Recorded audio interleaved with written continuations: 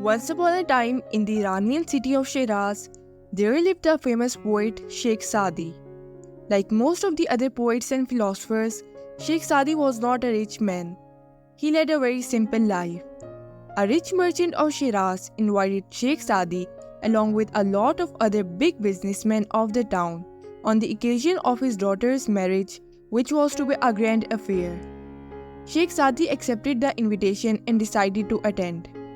On the day of the wedding, the host and his family were receiving guests at the gate. They were ushering all the guests towards the dining hall. All the rich people of the town attended the wedding. They had come out in the best of their attires. Sheikh Sadi wore simple clothes which were nor grand nor expensive. He waited in a corner for someone to approach him, but no one gave him as much as even a second glance. Even the host did not acknowledge him and looked away. Seeing all this, Sheikh Sadi quietly left the party and went to the shop where he could hire clothes. There he chose a richly brocaded dress which was embroidered in gold on the margins. He selected a fancy turban and a waistband to go with it.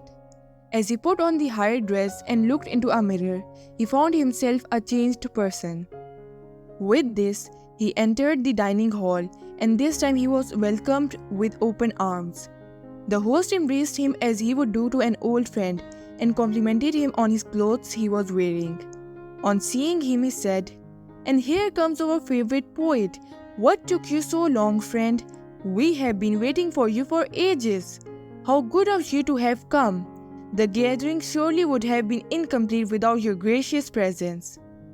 Sadi did not utter a single word and allowed the host to lead him to the dining table where other guests had assembled.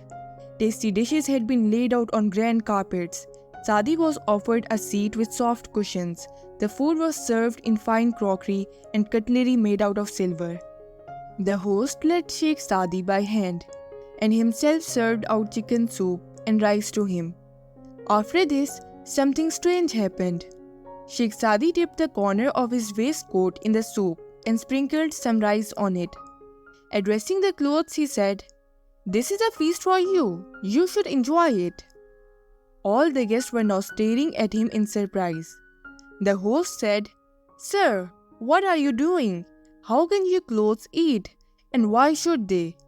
To this query, Sheikh Sadi very calmly replied, "My dear friend, I am indeed surprised with this question coming from you.